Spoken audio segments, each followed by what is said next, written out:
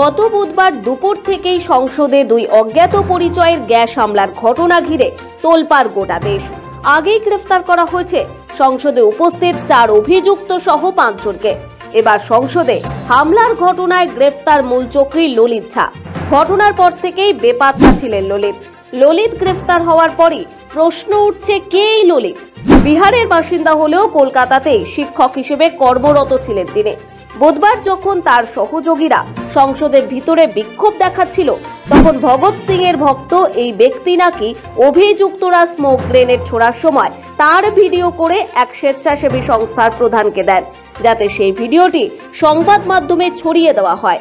তিনি নিজে ওই স্বেচ্ছাসেবী সংস্থার সাধারণ সম্পাদক। উত্তর 24 পরগনার হালি শহরের বাসিন্দা নীলাক্ষু আইচ নামে একজনকে ভিডিও পাঠিয়েছিলেন ললিত। বিধাননগর কলেজের 2য় বর্ষের পড়ুয়া এই নীলাক্ষ একটি এনজিও চালান। সেই এনজিও সূত্রেই তার সঙ্গে ললিতের আলাপ বলে জানতে পারে পুলিশ। ললিত যে শুধু নীলাক্ষর এনজিওর সঙ্গে যুক্ত ছিলেন তাই নয়, কলকাতার বড়বাজারে বেশ কিছুদিন ভাড়া ছিলেন তিনি। সেই সময় প্রতিবেশী কয়েকজন বাচ্চাকে ললিত টিউশন পড়াতেন বলেও জানা গিয়েছে। তবে রাতে তাকে কখনো বাড়িতে থাকতে দেখা যায়নি। সেই বাড়ি ছেড়ে দিয়ে চলে গেছেন, সেটাও বেশ কিছুদিন হয়ে গেল। তদন্তকারীদের দাবি, বেশ কয়েক মাস ধরে সংসদে হামলার পরিকল্পনা করেছিলেন ললিত। স্থানীয় পড়ুয়াদের পড়াতেন। বউবাজারের মুখচোরা ললিত যে এমন কিছু করতে পারে, এটা তার পরিচিতদের কাছে অকল্পনীয়। বৃহস্পতিবার দিল্লি থেকে গ্রেফতার করা হয় ললিতকে।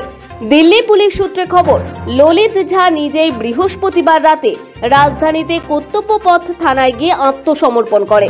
রাতেই দিল্লি পুলিশের তরফে তাকে স্পেশাল সেলের হাতে তুলে দেওয়া হয়েছে।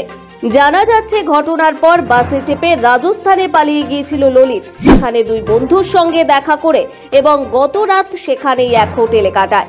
এরপর পুলিশ তাকে খুঁজছে বুঝতে পেরে আবার বাসে চেপে দিল্লিতে ফিরে আসে এবং থানায় আত্মসমর্পণ করে। তবে এই ঘটনার সূত্রেই এবার তদন্তকারীদের রাডারে উঠে এসেছে নীলাক্ষ। বৃহস্পতিবার দুপুরে ব্যারাকপুর পুলিশ কমিশনারেটের একটি দল তাঁর হালি শহরের বাড়িতে পৌঁছে যায়। নীলাক্ষর সঙ্গে ললিতের আলাপের সূত্র কি? সংসদে হামলার ব্যাপারে তিনি কতটা জানতেন? কেনই বা তাকে ঘটনার ভিডিও পাঠালেন ললিত? এই সমস্ত কিছুই এখন খতিয়ে দেখা হচ্ছে। তার মধ্যেই ললিত গ্রেফতার। স্বাভাবিকভাবেই ললিতের গ্রেফতারিতে তদন্তের কাজ তুলনায় সহজ হলো বলেই অনুমান। ব্যুরো রিপোর্ট, সময়, কলকাতা।